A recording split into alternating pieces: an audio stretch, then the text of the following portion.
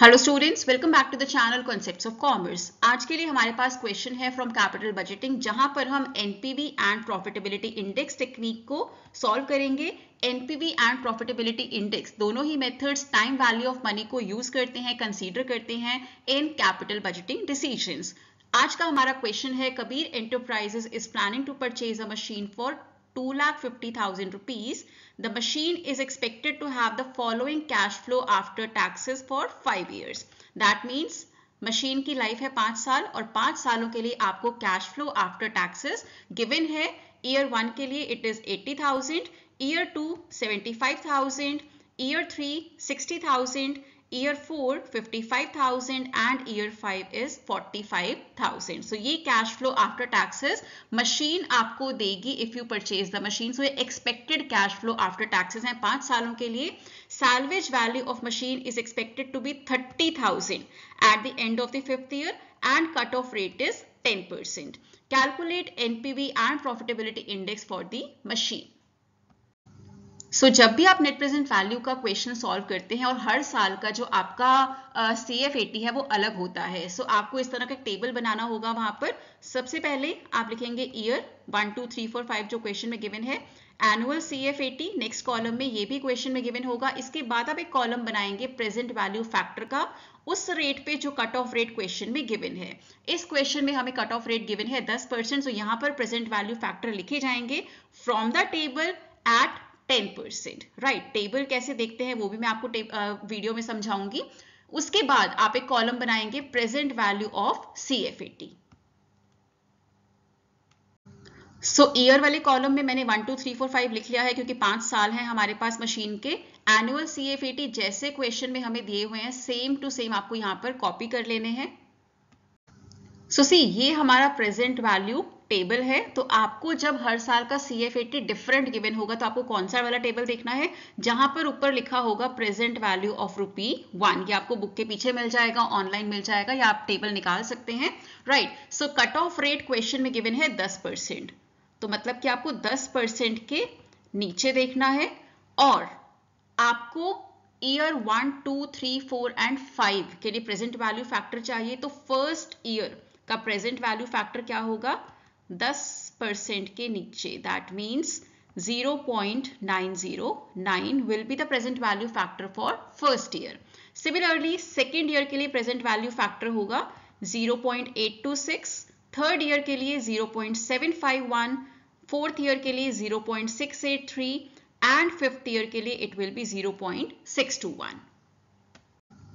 ये present value factors मैंने यहाँ पर लिख लिए हैं इस टेबल में। थर्ड कॉलम में 0.909 फर्स्ट ईयर का प्रेजेंट वैल्यू फैक्टर है। Similarly 0.826 for second year, 0.751 third year, 0.683 for fourth year and 0.621 for fifth year.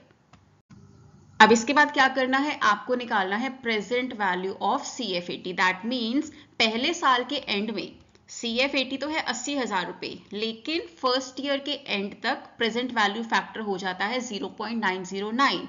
तो जब आपको ये पैसा फर्स्ट ईयर के एंड में मिलेगा तो इसकी वैल्यू 80,000 नहीं होगी, इसकी वैल्यू क्या होगी, 80,000 इंटू 0.909, दैट इज 72,720 रुपीज।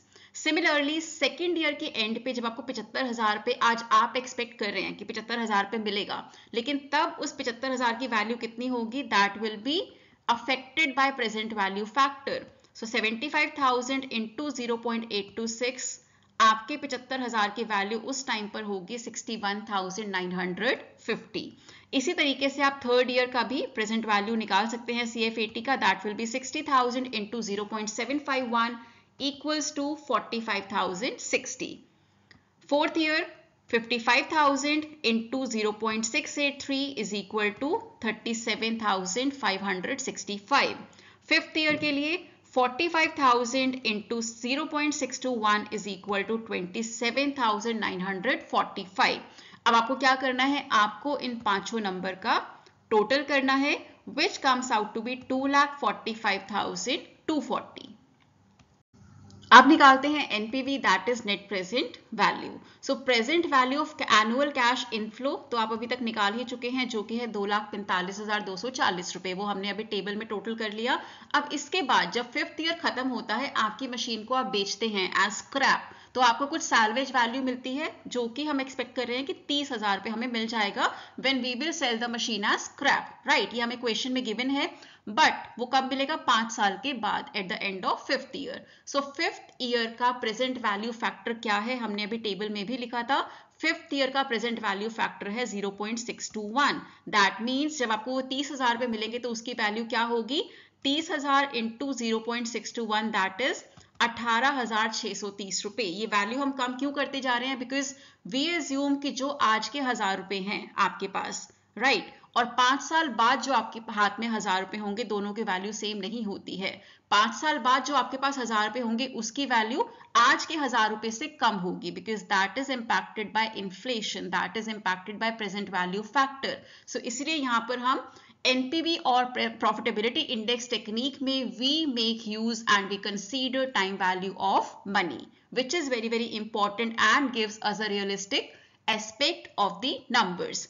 इसके बाद टोटल कैश इनफ्लो आपका क्या बन जाता है? 2,45,240 रुपए आपको कैश फ्लो मिलेगा, कैश इनफ्लो मिलेगा टोटल जो आपका होगा। उसके बाद जब आप मशीन को स्क्रैप में सेल करते हैं तो आपको 18,630 रुपए तब भी मिलेंगे, राइट। सो आपको टोटल कैश इनफ्लो कितना मिल रहा है मशीन से? 2,63,870। पैसा मशीन में लगाना कितना है, मतलब कि आउटफ्लो कितना है? 2.5 लाख रुपए। So that means net present value is, हमें इन दोनों को माइनस करना है, that is 2,63,870 minus 2,50,000। So NPV आ जाता है 13,870 रुपए। सो हम यहाँ पर देख सकते हैं कि हमारा एनपीवी पॉजिटिव है, और जब भी एक ही प्रोजेक्ट कंसिडरेशन में होता है, मतलब कि आप एक ही प्रोजेक्ट को देख रहे हैं कि एक्सेप्ट करना है या रिजेक्ट करना है, तो क्या क्राइटेरिया होता है कि अगर एनपीवी पॉजिटिव है तो एक्सेप्ट कर लो, नेगेटिव है तो रिजेक्ट कर दो। वहीं पर अगर आपके पास 2-3 प्रोजेक्ट्स होते हैं जिनमें से आपको चूज करना है कि किसमें पैसा लगाया जाए, या फिर 2-3 मशीन्स के ऑप्शन से आपको डिसाइड करना है कौन सी मशीन खरीदनी चाहिए, तो जिसका एनपीवी मैक्सिमम होगा वो मशीन या फिर वो प्रोजेक्ट आप अप्रूव करते हैं, एक्सेप्ट करते हैं, बाकियों को रिजेक्ट कर देते हैं। तो यहां पर हमारे पास एक ही प्रपोजल है, सो उसे हम एक्सेप्ट करेंगे because we have positive NPV.